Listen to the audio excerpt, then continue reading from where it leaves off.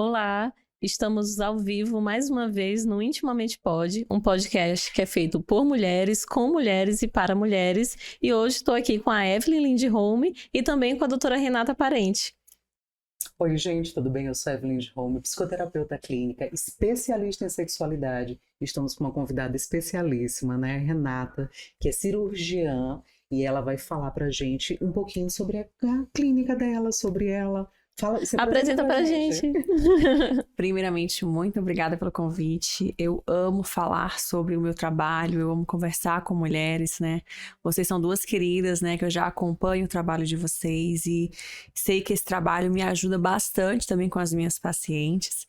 Eu, como estava falando, trabalho com cirurgia íntima e estética íntima, mas eu falo que eu trabalho transformando a vida de muitas mulheres que me procuram, né? Eu sou muito feliz com o que eu faço e cada dia mais, né? A cada paciente que retorna transformada, eu vejo o porquê que Deus me escolheu para trabalhar nessa área.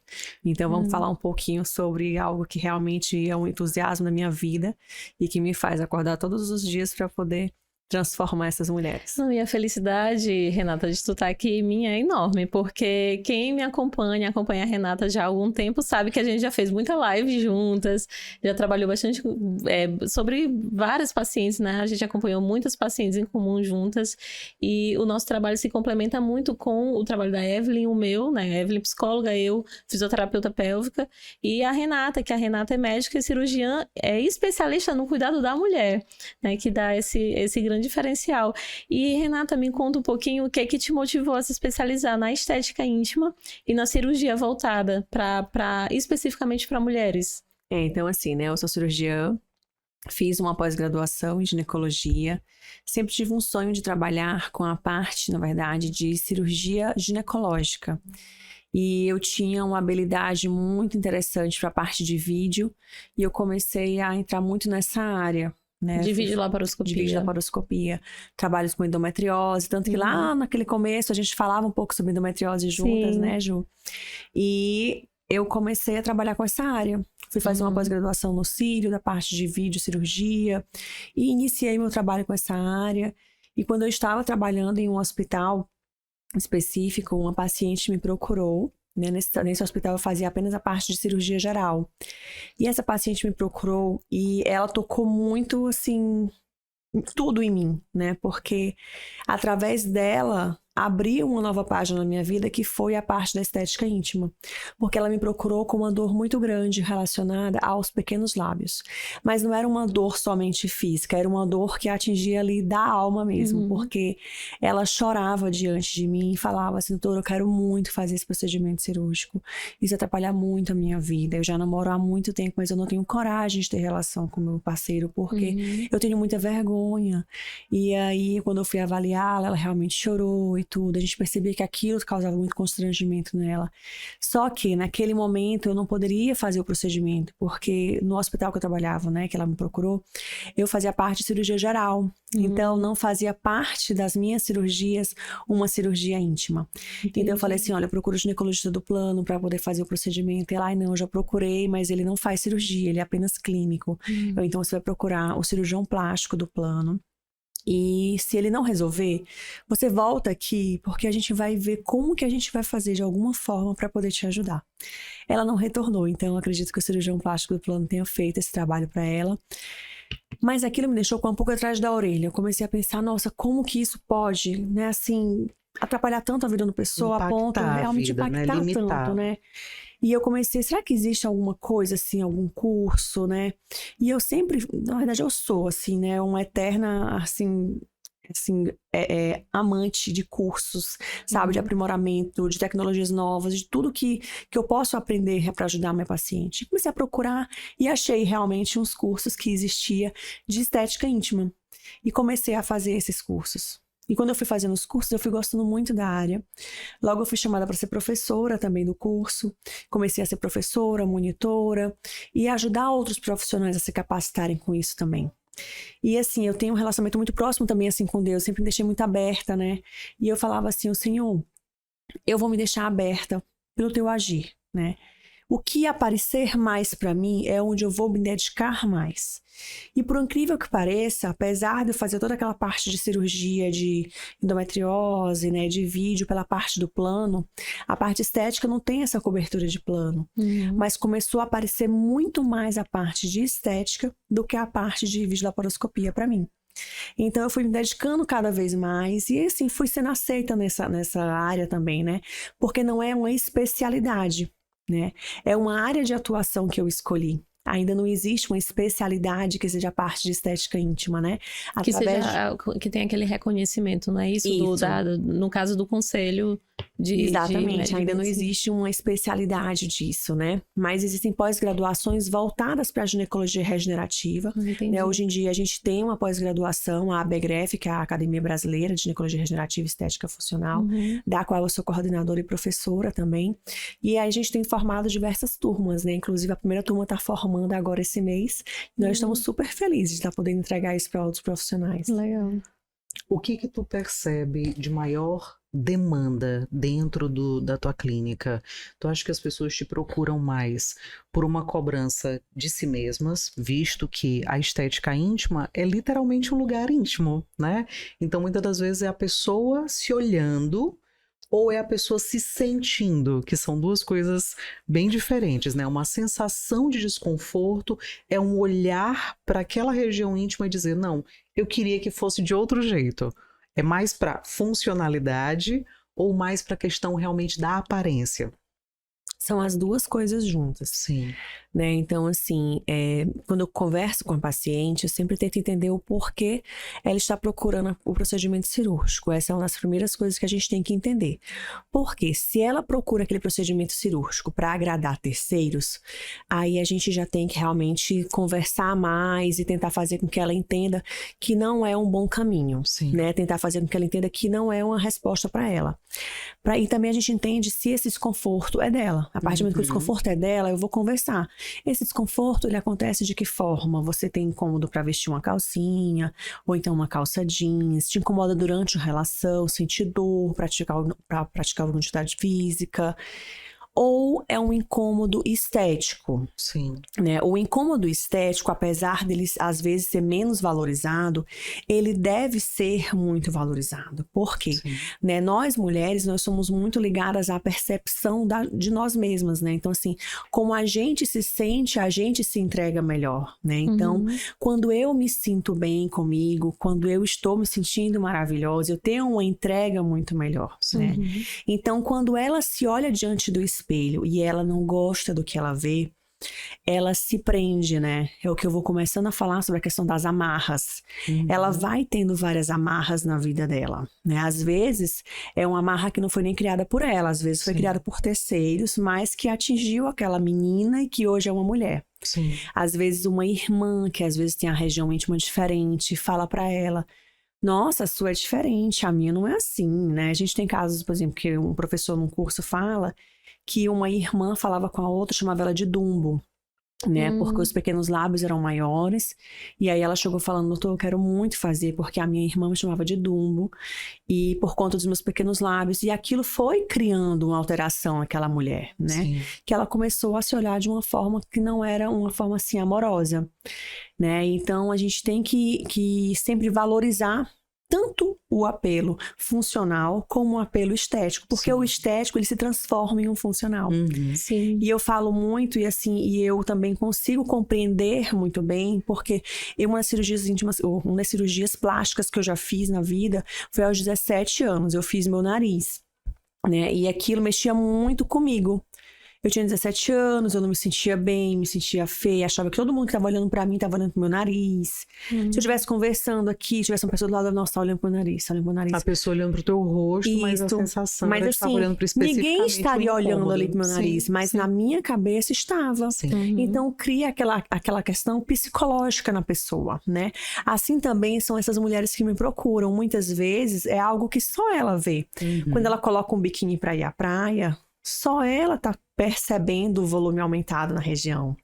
Mas se alguém olha pro dedão do pé dela, ela acha que tá olhando lá pra região íntima dela. Sim.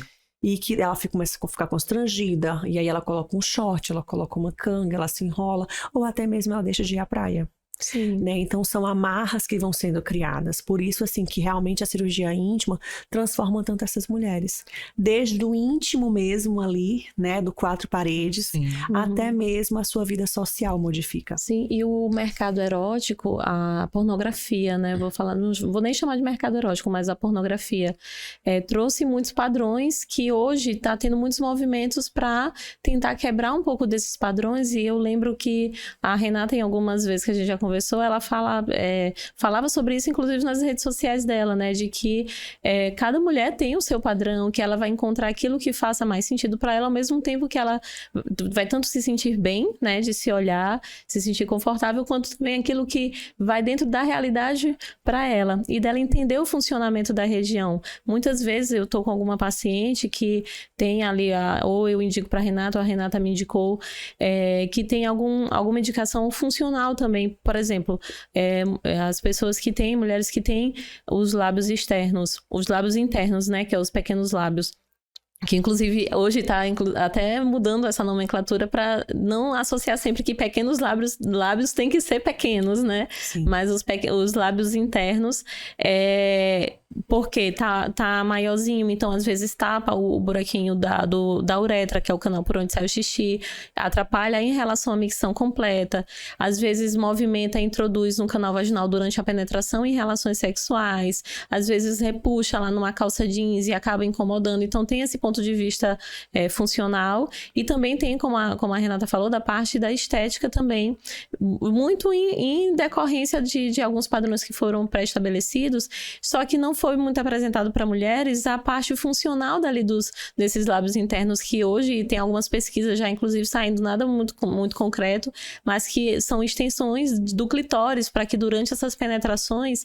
tenham movimentos lá para fazer bombeamento do clitóris, para ajudar na ereção e, consequentemente, nas funções do orgasmo, e nas respostas de orgasmo. E a Renata, pelo fato dela ter essa especialidade, ela consegue fazer com que, durante as cirurgias dela, eu vejo, né, a diferença de quando ela realiza esses procedimentos, ela tem todo um cuidado, não só na parte estética, mas de manter uma boa funcionalidade, manter aquela função ali, né, dos lábios internos, porque tem toda uma diferença na hora de fazer tanto essa avaliação, quanto indicar uma pessoa que seja especialista, né, na área de pensar na parte de como a mulher vai se sentir confortável, quanto também nessa parte funcional, porque tu também trabalha com essas disfunções, né, Renata? Isso, por isso é tão importante que o profissional que deseja trabalhar, né, por exemplo, com a cirurgia íntima, independente da sua formação, se é ginecologista, se é cirurgião plástico, se é cirurgião, que ele realmente se capacite para isso, né? Uhum.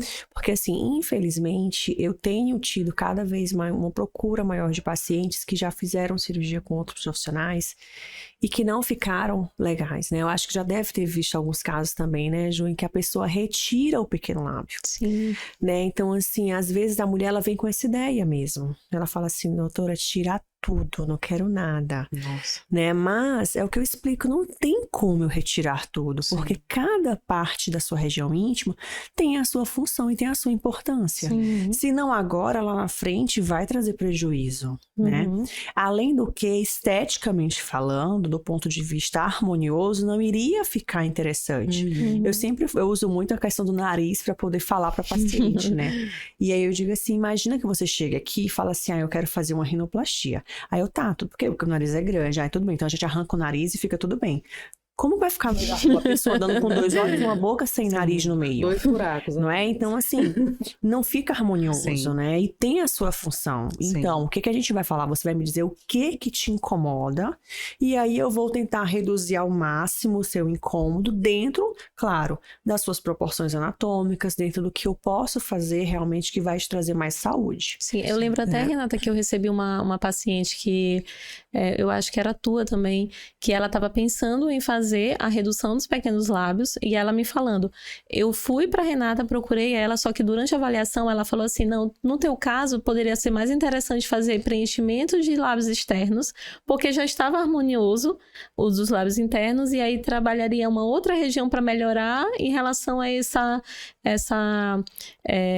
a estética em si, a parte também que ela se sentiria mais confortável com a aparência da região. Então, às vezes a pessoa chega até ti com uma queixa, mas pode ser que outros procedimentos também sejam indicados ali para ela, então, né? Assim, às vezes eu recebo algumas perguntas, a gente sempre pergunta, nem sei, caixinha de pergunta, né? Sim. É cobrada a avaliação, a gente vai direto para cirurgia e tudo.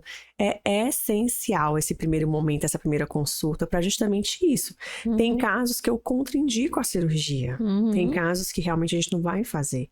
Né? E tem casos que a gente pode achar uma forma que seja menos invasivo. Por exemplo, quando a paciente ela tem ali uma exteriorização dos pequenos lábios, que não é tão grande, e que eu percebo que o incômodo dela é isso, eu posso sugerir a questão do preenchimento. Olha, se a gente preencher o grande lábio, a gente vai dar um entorno melhor para o pequeno lábio, e ele vai abraçar aquele pequeno lábio. O interno vai ficar um pouquinho mais protegido, né? E pode ser que apenas com o preenchimento isso transforme você, e você se sinta bem, você se olhe e goste do que você está vendo. Vamos tentar? E aí, às vezes, a gente tenta essa abordagem e realmente ela diz, não vou fazer mais a cirurgia, eu vou querer só o preenchimento mesmo. Vou fazer uma perguntinha um pouquinho, na verdade, até alegórica, assim. As pessoas te chegam com uma imagem? Eu quero assim. Eu quero desse jeito. Nunca aconteceu isso. Sim. Sabe, assim, eu acho que nós acabamos selecionando o paciente que chega pra gente através das redes sociais. Entendi. De acordo com o nosso posicionamento, da forma que a gente conversa, da forma que a gente trabalha. Sim. Eu acredito muito nisso, que a gente vai selecionando os pacientes que nos procuram. Até porque eles vão vendo ali uma semelhança entre eles, eles vão vendo o seu trabalho e já sabem como que você... se identificando de alguma forma. Então, quando eles chegam, né, eles já sabem que eu não vou ver uma vulva e vou dizer assim, vamos fazer igual. Porque o ideal é essa bem aqui. Isso, porque assim, eu acho que aquela paciente... Tá é muito difícil a paciente chegar lá assim de supetão. Sim. Ela fica me avaliando nas redes sociais, como elas falam. Doutora, eu fiquei te namorando nas redes sociais um tempo. Maratona. Até que eu vim aqui. Então, isso é muito interessante, porque, primeiramente, é algo que eu trabalho que é muito íntimo. Sim. Né? Então, a mulher chegar para uma outra mulher e falar das suas fragilidades é algo realmente que é muito desafiador. Então, a rede social ajuda dessa forma, porque já traz essa proximidade entre a gente e ela já chega um pouquinho ali, quebrou já um pouquinho daquela vergonha ali, né? E já chega quase, tem umas que já chegam me chamando até de Rê. Doutora Rê, né? Então, assim, legal. Já fica mais íntimo, né? Sim. Isso ajuda bastante. Então, quando ela sabe que eu já trabalho dessa forma de que cada vulva é única, a gente não vai fazer a vulva de fulano e cicrano, vai ser a sua melhorada de acordo com as suas questões anatômicas. Melhorada de que forma? Tirando aquilo que te incomoda. Né? Então, assim, tem pacientes, por exemplo, que me procuram porque quer fazer um preenchimento. E ela, às vezes, tem um pequeno lábio que tem hipertrofia, ela tem um capuz que tem também um pouco de excesso, tem um clitóris que tem hipertrofia, mas ela não tá me procurando pelaquilo. Sim. Não vai ser a doutora Renata que vai colocar isso na cabeça dela. Olha, tem um negócio bem aqui, Isso, assim, tal. Quais são os procedimentos, Renata, que tu tens lá na tua clínica? A tua clínica tem um mini centro cirúrgico lá, não é? Isso, a gente tem uma sala de procedimentos cirúrgicos, né? Sim. Que tem liberação pela que vigilância é muito legal, sanitária. né? Tem no teu próprio, na tua própria clínica. Isso é muito bom, né? Isso realmente foi, assim, uma mudança, né? Assim, pra gente, que nós conseguimos fazer muito mais procedimentos nas pacientes. Porque elas se sentem mais acolhidas no ponto de vista de sigilo, sabe? Assim, de deixar aquilo mais sigiloso, se tratar, né, de uma forma que ela fique mais guardadinha, né? Porque quando ela vai pro hospital, ela acaba se expondo um pouco mais, né? E aqui em São Luís, apesar de termos uma cidade grande, é uma cidade, eu falo que é muito provinciana, todo mundo se conhece. Sempre você acha um conhecido no meio do caminho. Sim, então, sabe aquela coisa de você chegar na ponta do hospital e falar assim, o que você vai fazer aqui? Mas por quê? Como assim, né? Então, começa a criar aquela questão de criar várias justificativas, né? E isso é ruim para a mulher, porque muitas delas querem tomar uma decisão por si, mas pensa muito no julgamento do outro. Uhum. Então, quando ela consegue tomar essa decisão ali caladinha no universo dela, para ela é melhor. Né? Então, quando a gente começou a fazer os procedimentos na clínica, a gente começou a ter uma procura bem maior por conta disso, né? E eu gosto disso também, né? Então, assim, na clínica a gente só faz procedimentos que são procedimentos limpos, então o risco de infecção, né, acaba sendo muito mais baixo. Sim. Os nossos materiais são todos esterilizados com uma empresa terceirizada, então a gente também diminui essa questão, né, de riscos. Tu diminui também a circulação de pessoal, né? Em todo esse procedimento, e acaba tudo ficando muito mais dentro do controle de vocês. Né? Sim, e assim, eu consigo fazer com o meu material na questão do laser, né? Uhum. Porque para eu transferir esse laser para uma unidade hospitalar, a gente tem essa questão do aparelho ser um aparelho muito caro, Sim. né? E a gente tem esses riscos de manuseio do aparelho de um lugar para o outro. Uhum. E assim, fazer com laser tem todo um diferencial. Né? Tanto que quando eu iniciei, eu fazia com o Frax, né? Na verdade, com o bisturi de alta frequência. E a gente tinha alguns resultados com muita No caso dor. das cirurgias de redução de pequenos lábios. Certo. Então, a gente tinha uns resultados que tinham bastante inchaço, às vezes, tinha muita dor no pós-operatório, dificuldade de hemostasia algumas vezes. Quando eu comecei a trabalhar com laser, eu percebi essa grande mudança nos pacientes. Uhum. A questão da dor. No outro dia eu falava ao paciente, como é que você tá? Doutora, eu não tô sentindo dor. Né? Então isso foi muito bom, porque o maior medo do paciente da cirurgia é a dor. Sim. Né? Então fazer com que a dor seja algo que seja diminuído para o paciente foi algo muito maravilhoso para mim. Uhum. E aí a princípio eu comecei a trabalhar com as duas, com uma tecnologia, depois passei pro laser, e assim, vou trabalhar com as duas, que eu tinha as duas, até que aquilo não fez sentido para mim. Como que eu vou falar pro paciente, vou usar o paciente algo que não vai ser bom para ele como laser. Sim. Então, hoje em dia eu trabalho só com laser. Somente com laser. Aí lá tu fazes, então, as cirurgias para redução, né, dos pequenos lábios, de acordo com a indicação, né, das pacientes. E quais são mais os outros procedimentos que tu tens lá? Nós podemos fazer a diminuição dos pequenos lábios, né, a diminuição dos grandes lábios também. Quando a paciente tem uma flacidez muito exacerbada, e aí a gente não vai tratar só com preenchimento, porque isso também é errado, né? A gente fazer muito preenchimento, você cria como se fosse uma saculação, não fica visualmente legal.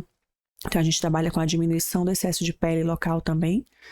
A gente faz a diminuição da parte de capuz clitoriano. Quando tem um excesso de capuz em volta, a gente faz essa diminuição. A gente faz também a parte de clitropexia. O que é a clitropexia, né? É um procedimento em que, muitas vezes, o clitóris, ele modifica o seu local, sabe? Ele fica mais caidinho. E começa a ficar mais exposto. Então, a gente consegue fazer com que esse clitóris ele volte à posição normal, trazendo ele para trás e mais para dentro. Então, a gente, como eu falo muito assim, como se estivesse de cabeça baixa, a gente puxasse pela orelha.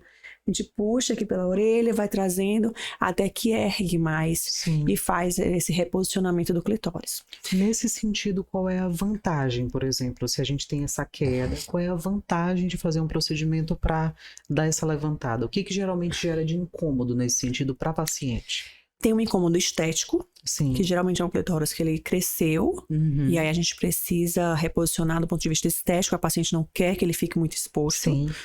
E tem a questão também do sensorial. Como ele está mais exposto, não está conseguindo ser recoberto pelo capuz, ele começa primeiramente a ter uma hipersensibilidade e posteriormente ela pode ter um pouco de perda dessa sensibilidade. Por quê? Porque ele está sendo tão estimulado que ele vai diminuindo. O nosso organismo, ele se adapta. Sim. Né? Então, não tem calo. O calo é uma adaptação do nosso corpo a um trauma que está sendo ocasionado frequentemente. Sim. Na parte do clitóris, quando ele começa a ficar muito exposto, o epitélio de revestimento do clitóris é uma membrana que ela é mais brilhante, ela é até um pouco úmida quando fica ali, né? Sim. Quando ela fica exposta, ela começa a ficar ressecada. Perde aquele brilho, começa a ficar mais áspera, como se formasse um calo. Sim. Por quê? É aquele epitélio se protegendo para que ele não fique com hipersensibilidade. Entendi. Né? Então, quando a gente volta esse clitóris para a posição normal, em que ele fica ali meio revestido pelo capuz, essa alteração que a gente chama de uma metaplasia que estava acontecendo, ela volta ao normal. Sim, ela volta àquele aspecto mais brilhoso, né? Que era naturalmente do clitóris. Então, essa é a questão, né? de por que as pacientes procuram essa cirurgia. É muito comum E na verdade elas não procuram essa cirurgia, elas procuram alguma coisa, porque elas não conhecem elas não esse sabem procedimento, exatamente né? o que é. E é um procedimento... É por isso que eu te perguntei, porque assim, eu acho que essa autoidentificação, né, da mulher nesse sentido, no que está acontecendo ali naquela região íntima, visto que a gente tem uma quantidade muito significativa de mulheres que nunca nem olharam a própria reação, a própria região íntima, então assim, as mulheres, elas às vezes não se tocam, às vezes não se olham, né? Não sabem como é. Eu até vi um vídeo teu em que tu pergunta assim, se você visse uma foto da sua vulva, né? Você reconheceria? Né? Então, muitas das vezes a pessoa não reconhece, não. Ela não sabe. Então, ela vai ter sensações que podem trazer incômodo ou verbalizações, às vezes, de outras pessoas com quem ela se relaciona ou com quem ela vive intimamente, que podem trazer para ela essa autorreflexão, autocrítica. Por isso que eu perguntei, porque assim... Como as pessoas chegam até ti? Geralmente elas namoram ali os seus conteúdos, inclusive conteúdos maravilhosos. Olhei ontem, tava ontem nas redes sociais, olhando muita coisa muito interessante, muito legal. E assim, eu acho que é muito didático a forma como tu apresenta tanto os procedimentos quanto o teu conteúdo. E é muito legal isso porque a gente desmistifica muita coisa, né? Mas as pessoas, elas geralmente vêm até ti dentro dessa prerrogativa do eu sei o que eu quero fazer, por isso que eu perguntei especificamente mas o que isso gera, né? Depois de um procedimento como esse, a pessoa, ela imediatamente, ela já sente uma diferença, ela percebe logo, ou esse é um procedimento que traz para ela esse ganho a médio prazo? Em geral, essas pacientes procuram pela questão mais estética. Sim. Né? Sim. E muitas delas não sabem o que elas realmente desejam. Elas desejam algo diferente, né?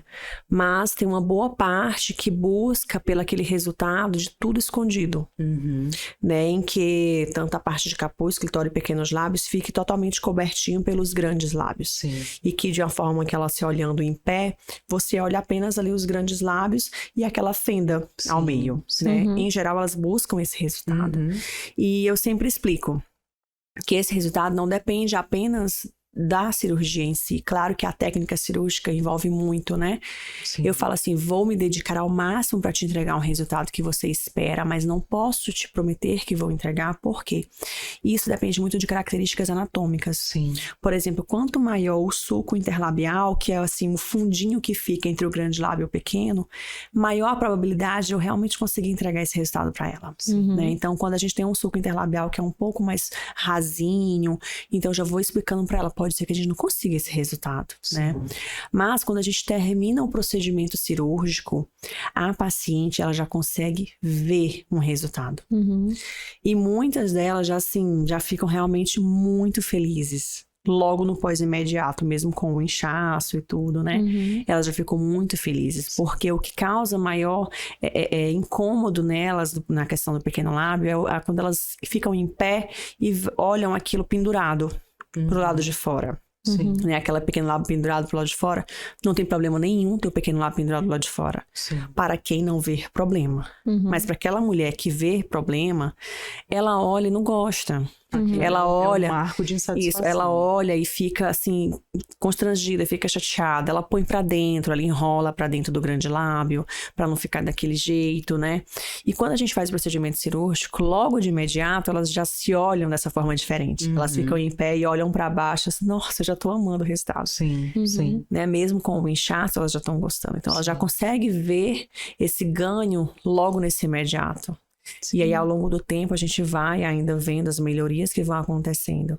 E muitas vezes a gente tem resultados que ficam muito legais, assim, que você não vê nem cicatriz. Sim. Eu digo assim, gente, a cirurgia íntima é muito amiga nossa. Sim. Assim, realmente a nossa região íntima é muito amiga nossa. E para quem trabalha com pós-operatório, no caso, a fisioterapia, né, que trabalha justamente com a quebra das aderências do tecido de cicatriz. Então, pra gente, facilita muito, né, o nosso trabalho da fisioterapia, fisioterapia, porque como a gente trabalha muito com disfunções sexuais, né, femininas, então algumas vezes a paciente chega primeiro até a Renata ou chega até mim por conta de alguma questão que queira, né, trabalhar, que precise desse acompanhamento multidisciplinar também, do acompanhamento da Evelyn, e quando faz um procedimento que realmente a cicatrização ela é facilitada pelo tipo do procedimento que é realizado, muda muito em relação à funcionalidade, porque quando fica um tecido de cicatriz mais endurecido, muda tanto a parte da sensibilidade em si, quanto também pode machucar, porque durante o atrito, traciona aquele tecido que não é elástico, né? Não tá com uma boa movimentação. A corrente sanguínea ali não vai chegar, circulação sanguínea não vai chegar da mesma maneira. Então, tudo pode levar, né, algumas disfunções. E duas coisas, Renata, que eu queria te perguntar. Tu falaste sobre o tamanho do clitóris, que algumas vezes acontece, né, de ter esse, que muda o posicionamento. A primeira pergunta é se isso tem algo a ver até com as reposições hormonais, que está sendo bastante realizado hoje em dia, né? Tem algumas pacientes que eu observo que teve alteração mesmo da anatomia do clitóris, se isso acaba por influenciar e se tem algo que tu trabalhas nesse sentido. E as disfunções sexuais que tu mais recebe, que tu mais trabalha, né? Que tu consegue ter alguma indicação ali para ela, para tratar das disfunções sexuais femininas. Quais as principais? Falta de orgasmo, dor na relação, baixa lubrificação, libido, né? Sim. Então, essa questão, né, das disfunções que me aparece mais, né, é mais a questão da disfunção mesmo ligada à intimidade dela, nessa questão de não aceitação, né, que é uma disfunção que ela vai criando alguns bloqueios, né, mas também a gente trata bastante pacientes que já estão com perda de lubrificação, né, e vez ou outra aparece aqueles casos ali de vaginismo em que geralmente a gente trabalha juntas, né, a gente sempre vai envolver tanto a parte de psicologia como a parte também da físio junto com esses casos de vaginismo. Mas o que realmente aparece mais, assim, depois da parte cirúrgica é a perda de lubrificação, que aí a gente entra com a parte da tecnologia, né? A gente utiliza laser, utiliza radiofrequência para tratar essa paciente. Com relação à alteração clitoriana, a reposição hormonal pode levar ao aumento do clitóris, sim, tá? Mas nessas pacientes que elas possuem aumento do clitóris, né, por conta da reposição em si, geralmente elas estão felizes, né? Assim, elas não querem suspender a reposição hormonal para voltar a ter um clitóris um pouco menor. Geralmente, nessas pacientes que procuram para reposição hormonal. Aquelas pacientes que fazem uso de hormônio anabolizante para ganho de massa muscular, que não estão fazendo reposição, elas estão, no caso, né, fazendo aí o uso para ganhar massa muscular em si, essas geralmente se arrependem. Né? Elas, nossa, se eu soubesse que ia acontecer isso, eu não teria feito o uso. Porque é aquela questão do risco-benefício, né? Sim. Quando você está tratando reposição hormonal numa paciente que já está ali na fase de climatério, menopausa, você está tratando uma condição que ela vinha já com os hormônios lá embaixo. Que teve uma perda natural, isso, né? Sim. Lubrificação já estava ruim, qualidade de vida estava péssima, energia zero. Então, quando ela começa a repor, ela volta à vida, né? Mas pode acontecer realmente uma alteração no clitóris. Mas nesses casos, não é que nem quando a paciente faz uso de anabolizante, né? É uma alteração que às vezes não é uma alteração tão grande. E que para ela vê como positivo, porque fica com mais sensibilidade, ela consegue, né, ter uma perfusão sanguínea até melhor, né? E aí ela já consegue ter maior libido, ela consegue ter um orgasmo melhor também com seu parceiro. Sim. Então, todos esses benefícios para ela é melhor, né? Então, até recentemente fiz cirurgia na paciente, que é justamente isso. Ela fez reposição, teve um pouco do aumento do clitóris. Eu falei para ela, olha, se você desejar, a gente pode fazer uma clitoropexia, que é a gente suspender um pouquinho o clitóris para dentro e tudo. Não, doutora, eu não vou querer mexer em nada do clitóris agora. Sim. Tranquilo, a gente não mexe nada do clitóris agora. A gente vai fazer apenas a parte ali de ninfoplastia. Aí a gente fez fúrcula também e fez a parte de capuz. Se com isso ficar tudo tranquilo para você, ótimo. Mas se depois você quiser fazer a clitoropexia, a gente tem como fazer depois também. A clitoropexia, a gente faz hoje em dia com um procedimento que é minimamente invasivo. Então, assim, se eu fizer uma clitoropexia em uma paciente, não vai ficar nenhuma cicatriz, porque é tudo por dentro. Né? A gente consegue fazer por dentro, então não fica nenhuma cicatriz. É uma técnica, inclusive, que foi desenvolvida por uma médica da Bahia, uma amiga minha, que é a Cristina Batalha, e ela difunde essa técnica no mundo todo. É bem interessante. Ah, legal, muito bom. E em relação aos mitos, eu tenho certeza que tem muitos mitos que envolvem, né, o trabalho da estética íntima. Tem algum que tu queira desmistificar, que tu queira falar um pouquinho sobre isso? O principal mito com relação à cirurgia íntima, né, é a questão de perda de sensibilidade, né? E mais uma vez eu bato naquela questão que é tão importante a pessoa se capacitar para isso. Para que você desenvolva, né, e faça técnicas em que você tem realmente uma preservação dos nervos, né? Então, mesmo quando você faz uma clitoroplastia redutora, que você vai reduzir mesmo o tamanho do clitóris, tirando uma porção dele, você vai fazer de uma forma que você tenha uma preservação total dos nervos, para você não comprometer a resposta orgásmica dessa paciente. Nesse caso, pode haver uma perda de sensibilidade? Pode. Mas, por isso que é tão importante que você utilize técnicas de preservação para que você tenha o mínimo possível. Porque nesses casos a paciente faz, então, porque o incômodo dela estético é tão grande a ponto dela querer, assim, se submeter a um procedimento que pode perder a sensibilidade, mas ela se expor, né, vai ser muito mais fácil. Essa técnica é empregada em pacientes que têm uma hipertrofia clitoriana já realmente bem acentuada. E quando você olha, é como se fosse um micropênis, né? Então, isso gera muito constrangimento para a paciente. Sim. Quando ela já está habituada com um parceiro, ela até consegue conviver com isso, né? Mas se em algum momento ela trocou o parceiro, ela vai buscar realmente um procedimento para poder diminuir, porque ela não consegue se entregar, não consegue quebrar aquela barreira, né, que ela conseguiu quebrar anteriormente. Porque, na verdade, ela já estava com um hábito daquele corpo ser mostrado para aquela pessoa. E às vezes foi alguma modificação, né, que foi sendo gerada ao longo do tempo, enquanto ela estava com aquele parceiro. Sim. Existem danos e lesões e situações que já foram causadas especificamente pela própria dinâmica sexual, né? Porque às vezes algumas práticas íntimas podem levar a danos e elas te procuram para reverter esses danos, que não sejam necessariamente biologicamente naturais, né? Tipo, o meu corpo é assim e eu quero modificar esse corpo. Não, meu corpo era de tal forma, durante as dinâmicas íntimas eu sofri determinadas lesões que geraram essa mudança aqui, e essa mudança está me trazendo uma série de questões e eu gostaria de tratar. Recebe também muitos pacientes com esse tipo de demanda? Porque a gente tem muita coisa da sexualidade ali que a gente fica nesse lugar de isso daqui eu vou permitir que meu parceiro faça mesmo que doa, ou eu vou permitir que o meu companheiro, já que ele gosta, eu vou deixar, mas que isso, com o passar do tempo, foram trazendo lesões e danos para essa paciente e que chegou até você com essa demanda mais específica? Não me recordo de nenhuma paciente que tenha esse tipo de demanda, né? O que já aconteceu foram de pacientes que tiveram algumas lacerações no trabalho de parto, né? Em que me buscaram para a gente poder fazer algum procedimento que trouxesse aquela anatomia de volta. Sim. Eu lembro de um caso que a paciente, eu não sei se ela chegou a fazer os procedimentos, mas eu lembro que ela havia passado por Renata e ela também havia passado por uma médica de São Paulo.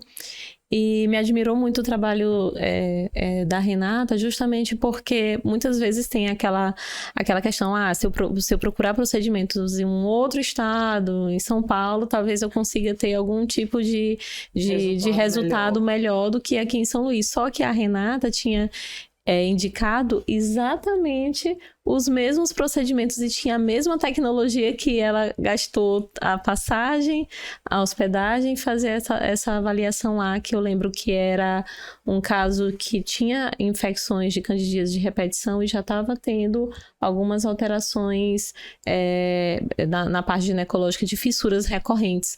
Então, acredito que foi a indicação do laser e do skin booster, né? Isso. Que é uma hidratação mais profunda, né, na região. É um ácido hialurônico que ele tem como principal função a hidratação tecidual. Pronto, porque o que acontece com essas infecções de repetição, que inclusive a gente também tem algumas tecnologias que trabalham, né, diretamente com isso, como o uso do LED azul, que ajuda em relação a restabelecer a flora do canal vaginal.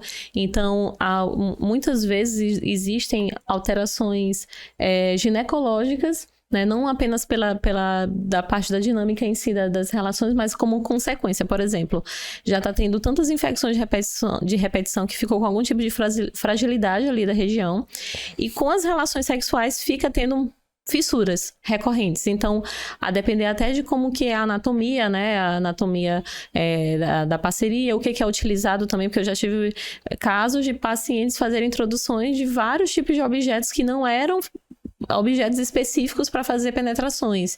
Então, tudo isso muda, né? A dinâmica, que eu acredito que tem muito a ver com a pergunta que tu fizeste, Evelyn.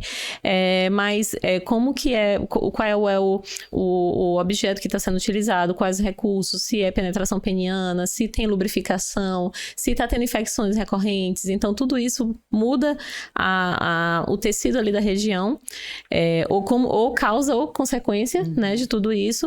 E muitos dos procedimentos que a Renata trabalha vai justamente restabelecer essa saúde íntima, porque quando a gente fala de rejuvenescimento íntimo, imagina que seja algo voltado apenas para parte estética visual, mas tem esse ponto, né, Renata, de como que recupera o tecido, em caso até de mulheres também que estão em climatério, menopausa, né, que faz esse trabalho. Conta um pouquinho sobre isso, sobre o trabalho no caso desse rejuvenescimento, né, que tu observa. Sim, o que acontece, né? Com o passar do tempo, nós mulheres, glória a Deus, todas nós vamos chegar nessa fase, né? Quero envelhecer, quero chegar nos meus 100 anos, mas quero chegar com qualidade. E é isso que a ginecologia regenerativa, que a gente tanto fala, tem trazido para a mulher. Essa qualidade de vida, né? Essa vida sexual ativa em todas as idades, né? Então, antigamente, a gente olhava a nossa vozinha, talvez ali com 50 anos, a gente já imaginava, nossa, não deve fazer mais nada, né? Com vô e tudo. Hoje em dia, não, as vozinhas estão com 60, 70 anos e estão tendo uma ótima qualidade de vida sexual. E a gente sabe que isso é muito importante para o indivíduo como um todo, né? Uhum. E é isso que as tecnologias têm trazido também pra gente. Eu falo muito que o laser íntimo, ele foi uma grande conquista para a mulher. Né, nós estávamos ali, vamos chegar na menopausa e vai ser sofrido mesmo, e durante a relação vai ter dor mesmo, mas tem que ter relação por conta do esposo, porque senão ele vai para fora de casa, vai procurar uma mais nova e vai conseguir ter relação. Então, hoje em dia, não. Hoje em dia, a tecnologia, né, o laser, a radiofrequência, a própria reposição hormonal, ela veio para garantir que nós tenhamos qualidade de vida sexual em todas as nossas fases de vida. Né? Então, o que acontece? Nosso epitélio vaginal, ele vai perdendo ali como se fosse a espessura, né? Ele é mais grossinho. Quando a gente vai tendo a menopausa, vai ficando mais fino, vai perdendo função. E esse epitélio pode ficar tão fininho que ele pode rasgar com qualquer coisa, né? Então, durante a atividade sexual, pode ter essas fissuras que a gente fala também. Quando a gente faz a radiofrequência, a gente faz o laser, o que a gente consegue fazer? A gente vai voltar essa espessura do epitélio vaginal. Então, a gente vai entregar essa espessura novamente, trazendo também a funcionalidade local, recuperando essa lubrificação para essa mulher, para que ela possa sentir prazer durante a relação. A gente sabe que a relação, assim, a gente é que sabe, né? Mas talvez quem esteja escutando aí ainda não se interessa tanto por esse assunto da questão de ter prazer como mulher. Porque por muito tempo foi se falado o quê? Que a mulher deveria dar prazer. Mas o dela sentir prazer, às vezes era até errado pensar nisso. Era errado, era feio, né? Era pecaminoso. Então, assim, não é. A gente tem que saber que a mulher, ela tem que buscar o prazer dela, assim. Né? Eu não sou uma pessoa que defende a questão da masturbação, para ela ter o prazer somente sozinha. Eu acho que o prazer é algo para ser vivido a dois, né? Essa é a minha percepção, né? Mas eu sempre falo que é muito importante a mulher se conhecer. E para ela se conhecer, ela tem que se perceber, ela tem que se tocar para saber quais são as suas zonas erógenas e tudo, para que ela possa identificar para o seu parceiro o que ela gosta, o que ela não gosta. Porque ela tem que dar atenção para o prazer dela. Ele também tem que estar preocupado em dar prazer para ela. Né? Então, isso é muito importante. Então, essas tecnologias, o avanço que a gente tem tido, tem feito isso. Tem feito com que a mulher consiga ter prazer em todas as suas fases e que a gente consiga também mostrar para ela que ela pode ter. E que, por isso, é importante que ela procure ter prazer também. Sim, sim. E muitas das vezes, para isso, ela tem que estar se sentindo segura, sentindo que a autoestima tá ok, sentindo, inclusive, que ela tem um parceiro receptivo também, né? Porque quando a gente fala, por exemplo, sobre parceria na vida íntima, e a gente coloca dentro dessa prerrogativa de como o parceiro também me olha, me toca, me aceita, né? Muitas das vezes ele vem também com ideais que estão vinculados aí a estéticas específicas da pornografia, da TV, dos vídeos, e isso tudo traz uma expectativa desse homem sobre esse corpo dessa mulher. E muitas das vezes a mulher está tranquila com o próprio corpo, mas ele pode trazer para ela uma demanda nesse sentido, como se ela tivesse que se adequar àquilo que ele olhou em outro lugar e que ele considerou como ideal, e aí esse lugar também de entendimento de que cada vulva é única, cada região íntima é única, cada região íntima é ali, vai ser diferente realmente uma da outra, né? Não vai ter assim um quadrozinho igual, e isso às vezes traz muito esse lugar também de autocobrança, né? Para a mulher dentro da relação íntima, dentro do olhar para si, que é muito complicado muitas das vezes. Sim. E a gente não tá nesse lugar, né? Geralmente a mulher não tá nesse lugar de receber prazer. Muitas das vezes de ofertar. a dinâmica íntima está no entregar, né? E nesse entregar vem muita autocobrança. Sim, até porque são 3 coisas diferentes, né? O outro e a história dele, as crenças dele, de o que ele aprendeu sobre a anatomia feminina, sobre várias coisas. Ela, né, Sim. que aí já é outro ponto, que é o que ela aprendeu, a individualidade dela, a religião dela, os valores pessoais, então tudo isso faz diferença. E o relacionamento.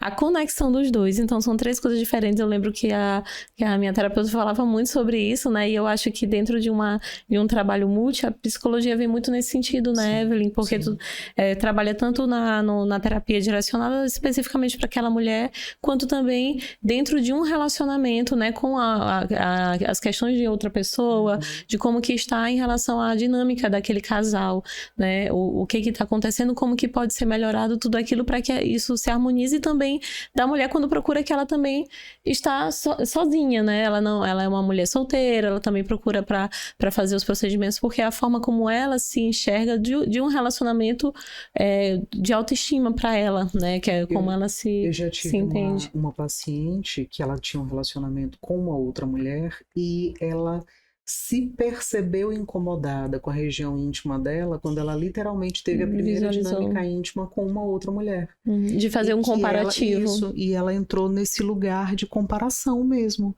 E ela não tinha, como tu disseste, assim, uma irmã fazia piada com a outra irmã, né? Fazia bullying e tal. Nesse sentido, ela não teve uma referência anterior. Ela foi ter essa referência na dinâmica íntima com uma outra mulher. E isso trouxe para ela, literalmente, esse lugar de comparação mesmo. Sim. E a parceira, também imatura, né? Trouxe para ela também a perspectiva do não, realmente é diferente a tua, não sei o que, eu já tive relacionamento com outras mulheres que não era assim. Inclusive aconteceu já de eu receber pacientes, Evelyn, que elas comparavam em relação às respostas sexuais, tipo, num relacionamento com uma outra mulher, minha parceira chega a um orgasmo de determinada forma, mais rápido, ou a lubrificação maior do que a minha, X ou Y, sim. Então dentro desse universo também devem ter muitos casos nesse sentido. Tu já chegou a receber algo nesse sentido, Renata, que tu lembre? Ou se tu não lembra, tem alguma história inspiradora também que tu queira contar pra gente de alguma paciente? A questão, né? A busca da estética em si, ela geralmente vem de um método comparativo, né? É você entender que poderia ser diferente e buscar ser daquela forma. Sim. Né? Então, muitas mulheres que me procuram, às vezes elas começaram a ver quando na adolescência, que a região íntima já vai modificando e elas começam a trocar de roupa, às vezes na frente de um amigo, ou então de uma prima, tomar banho e tudo. E aí ela identifica que o dela é diferente. Ela fala assim, o meu é diferente. Né? Ela identifica aquilo. Mas o fato dela querer ser igual a outra ou não, parte do princípio do incômodo, Sim. Uhum. né? Se ela olhou, achou diferente, mas pra ela, tá tranquila, é diferente, mas tudo bem. Mas tudo bem, né? sim. Mas às vezes ela tá diferente, mas achei mais legal assim, eu queria ser daquele jeito, né? Sim. Geralmente é do método comparativo, Uhum. né?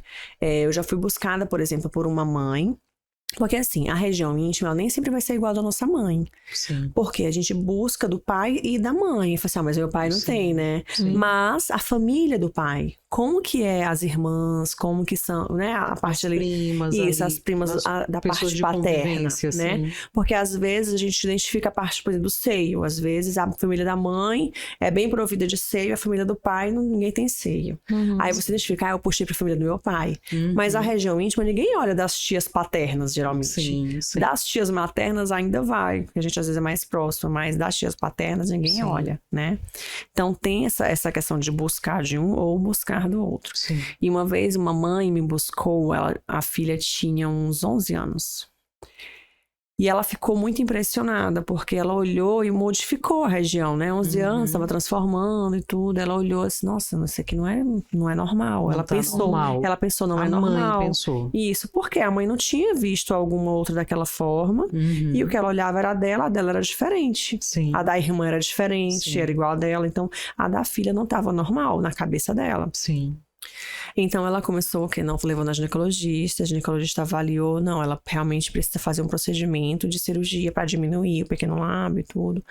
E ela chegou até o consultório, mas ela tinha 11 anos e ela ainda era muito imatura. Sim. Então, quando a mãe falou sobre a questão da cirurgia na presença da criança, ela começou a chorar. A criança. Que ela não queria fazer cirurgia, que ela não queria e tudo. Então, assim, foi uma consulta bem atípica e que demandou bastante tempo. E né? sensível, né? Então, por exemplo, eu tive que colocar ela sozinha, tive que colocar a mãe sozinha, para conversar sozinha com elas e depois Sim. com as duas juntas. Explicar para a mãe que não se tratava de nenhuma anormalidade, Sim. aquilo era uma característica anatômica da filha dela Sim.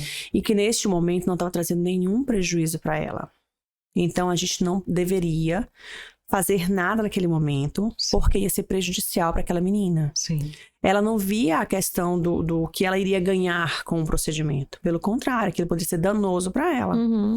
E eu expliquei para ela ainda assim, olha, mãe, imagina que a sua filha acabou de mostrar a região íntima para uma desconhecida, que sou eu.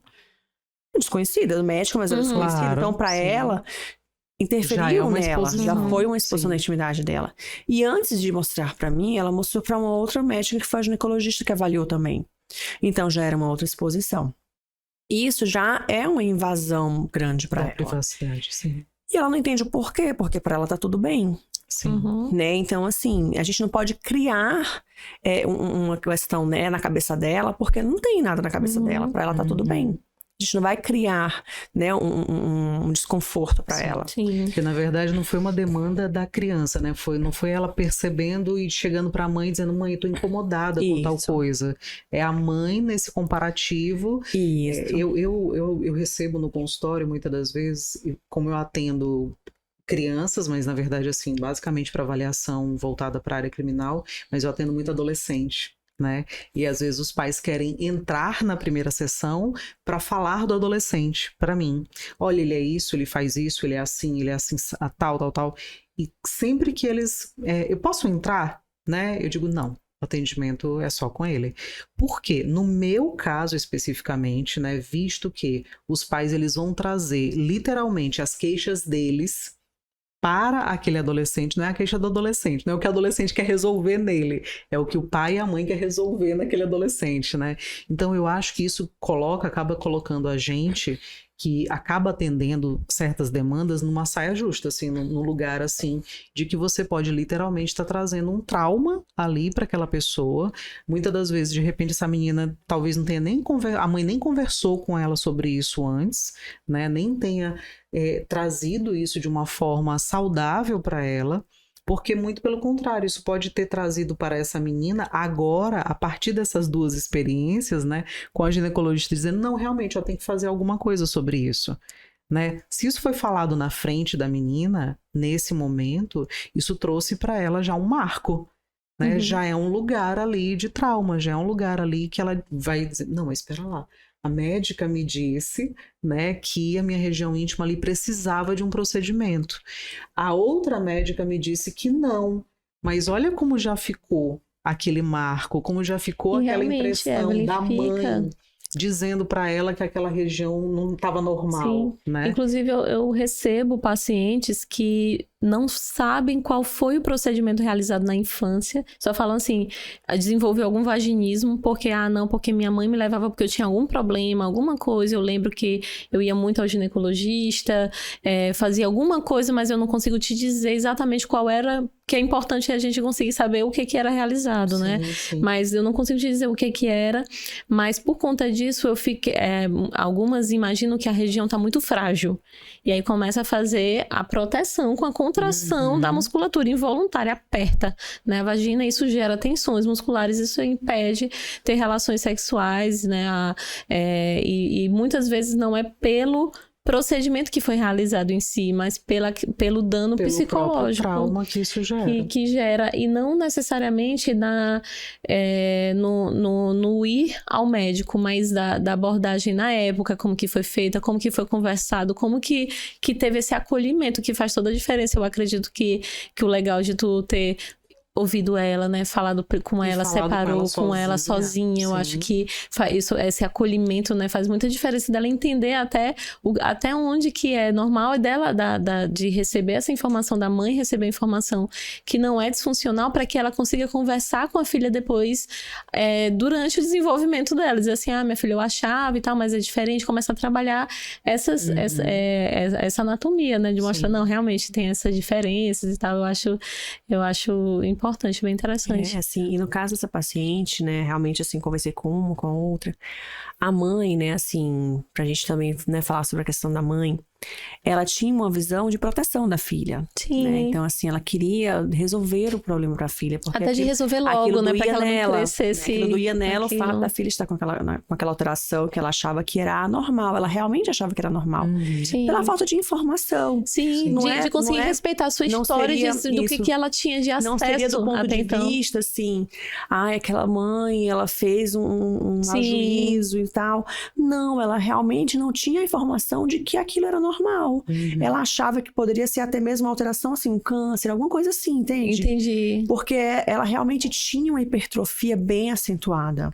Sim, teria realmente a indicação do ponto de vista, até mesmo porque ela fazia algumas infecções nas laterais, fúngicas, né? Pela dificuldade de higienização e tudo.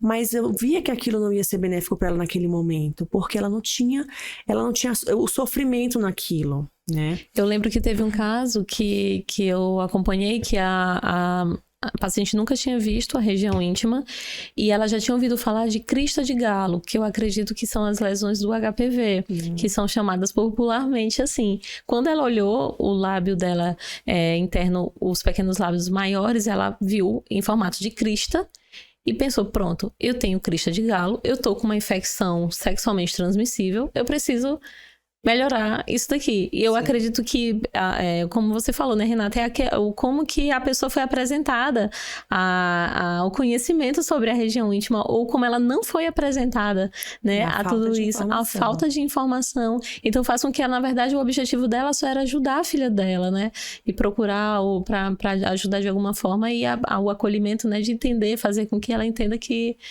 é diferente. E em relação agora a histórias inspiradoras, eu tenho uma aqui na minha cabeça de uma paciente que a gente acompanhou juntas, mas eu quero que tu traga uma história, assim, que foi inspiradora, que tu disse assim, poxa, o trabalho aqui deu um resultado muito legal para ela e faz muita diferença pra gente, né, como profissional, de conseguir realmente realizar. São muitas histórias, Sim. né? Eu acredito que você estava lembrando de casos de vaginismo, né? Que a gente fez juntos, foi muito legal. Sim. Né? Foi uma paciente que eu fiquei muito feliz. Vez ou outras vezes ela manda mensagem ainda do crescimento do bebê, né? Sim. Que o bebezinho dela tá crescendo e aí ela vai mandando foto. Ela chegou dizendo que ela chegou já dizendo que queria engravidar, Ela né? queria muito ter filho, mas ela achava que era impossível, porque ela não conseguia ter penetração pelo vaginismo, né? Sim. E ela era psicóloga. E aí eu falava pra ela que era muito importante que ela tivesse acompanhamento na psicóloga. Sim. Que somente o meu trabalho não ia fazer efeito. Eu e a Ju juntos, a gente não ia conseguir fazer efeito assim, né? E a gente fez a aplicação de toxina botulínica. né? E a aplicação da toxina botulínica eu sempre falo que é uma vez só, nesses casos de vaginismo. Sim. Porque realmente você precisa quebrar o ciclo vicioso, né? Pra que a paciente consiga ver uma experiência positiva. Afinal, foi um caso muito legal, porque depois de uns 3 meses ela estava grávida, né? Ela fez a aplicação da toxina, ela tinha feito 2 atendimentos comigo, fez a aplicação, depois fez mais 4 atendimentos comigo. Então, acho que foram uns 6 atendimentos no total, assim, da fisioterapia, mais o procedimento. E ela conseguiu logo em seguida realizar o sonho dela, que ela já chegou falando, né, Juliana, eu vim porque eu quero engravidar, mas como é que eu vou engravidar se eu nunca nem consegui penetrar? Sim. E eram anos de casamento, né, que ela tinha de relacionamento, e eu, quando ela me contou, né, que ela, Juliana, eu tô grávida, nossa, eu me emocionei, e Renata também ficou super, super feliz com esse caso. Então que são procedimentos, né, que fazem muita diferença de chegar até uma criança, né, uma outra vida. Muda, né, a família, né, então é bem inspirador. Mas tem um caso de uma paciente até um pouco recente, que ela tinha feito a cirurgia no interior com outro médico e o resultado não ficou legal, né, esteticamente falando, realmente não ficou legal, mas graças a Deus, assim, não teve uma amputação de pequenos lábios, que a gente consegue realmente fazer um procedimento que fique bem interessante. E ela me procurou pra gente fazer o procedimento cirúrgico, porque ela tinha acabado com a vida dela, assim, sabe? Na cabeça dela, aquilo tinha acabado com a vida dela. E a gente sabe o quando a gente fica prejudicada quando a gente tá com algum incômodo estético com alguma coisa, né? Uhum. Principalmente, imagina, quando você fez uma cirurgia para ter um resultado que fosse ser legal e acaba não acontecendo da forma que você esperava, fica pior do que você já se achava. E ela veio fazer o procedimento com a gente fez o procedimento. E assim, para mim, por que impactou tanto? Porque quando ela chegou para fazer o procedimento, a gente fez consulta online, ela chegou para fazer o procedimento e tudo. Aí ela veio aquela mulher assim, né, toda cabisbaixa, envergonhada, aquela voz meio incrustada e tudo. E aí, depois que a gente fez o procedimento, ela retornou com 30 dias. Quando eu olhei essa mulher na recepção, não parecia que era ela. Ela estava vestida com um vestido vermelho, assim, meio interessante. Um brinco grande, dourado, assim, um cabelo assim do lado. E eu olhei assim, gente... Outra mulher. Quando eu abri a porta pra ela entrar, ela veio assim, aquela pisada firme. Sim. Eu olhei toda a transformação que tinha acontecido dentro dela. Sim. Né? Pelo exterior, a gente via aquela transformação que tinha acontecido. Às vezes eu percebo isso em pacientes, assim, que eles chegam até com um tipo de roupa, comportamento... Exatamente. Comportamento corporal, e aí depois que eles passam por um processo, que aí pode ser vários processos juntos, né? E eles vêm totalmente modificados, o estilo, corta o cabelo, muda a roupa, muda a forma como se comporta, muda a forma como se posiciona até verbalmente, gente. Sim. É impressionante. Exatamente. Então, assim, foi incrível essa transformação que eu vi, assim, porque ela tava uma mulherzinha, assim, e quando chegou um mulherão, sabe? E era a mesma pessoa. Né? Mas tão transformada por conta de um procedimento que ela tinha feito. Sim, é muito legal, né? Acompanhar e ver essa transformação. Que só ela olha, né? Aí eu falo assim, por que fazer uma cirurgia que ninguém vê? Mas então, exatamente assim, é uma decisão que é muito pessoal, né? E que transforma tanto por conta disso, porque só ela vai ver. Ninguém vai passar na rua e ela já... né? Exatamente. É bem interessante. Renata, o papo tá ótimo, mas a gente tá chegando já ao final e eu queria que tu deixasse alguma mensagem para as mulheres, alguma mensagem inspiradora, alguma dica, passa essa mensagem assim um pouquinho para elas. A mensagem que eu poderia passar para as mulheres é mesmo que eu gostaria que passassem para mim também, que eu tento falar isso todos os dias para mim, né? Que a gente se olhe com mais amor, que a gente se olhe com mais cuidado, que a gente se olhe com mais paciência, que a gente tenha conosco mesmo, né? A paciência que às vezes a gente dedica pro outro, né? A tolerância que a gente dedica pro outro. Né? A gente tem que tentar se amar ao máximo possível.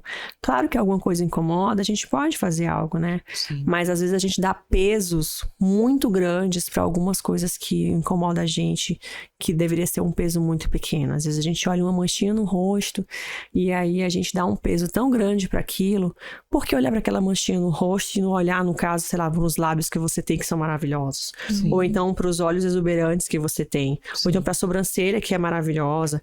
Vamos pontuar pontuar aquilo que a gente tem de positivo. Sim.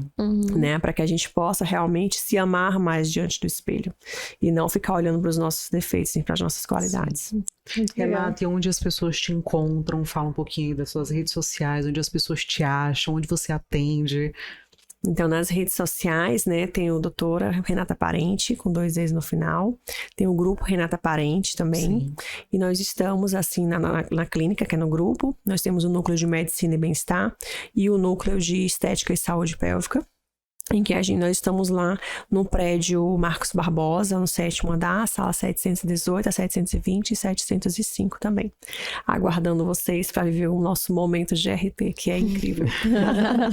Muito legal, Renata. E para quem não nos acompanha em todas as redes sociais, não esqueçam de nos seguir lá no nosso Instagram, nos acompanhar no nosso canal do YouTube, se inscrever, ativar as notificações e também lá no Spotify. Então, o que facilita muito, né? Hoje, no dia a dia, você tá na academia, você tá dirigindo, né? Consegue colocar lá no Bluetooth do carro, ou tá de ônibus, ou qualquer outro meio de transporte que você consiga colocar um fone de ouvido para acompanhar a gente e ter cada vez mais acesso a esse conhecimento. A gente está aqui no Estúdio Alena, um estúdio lindo, né, Renata? Gostou? Maravilhoso, adorei. Vou vir outras vezes por aqui. Ai, maravilha.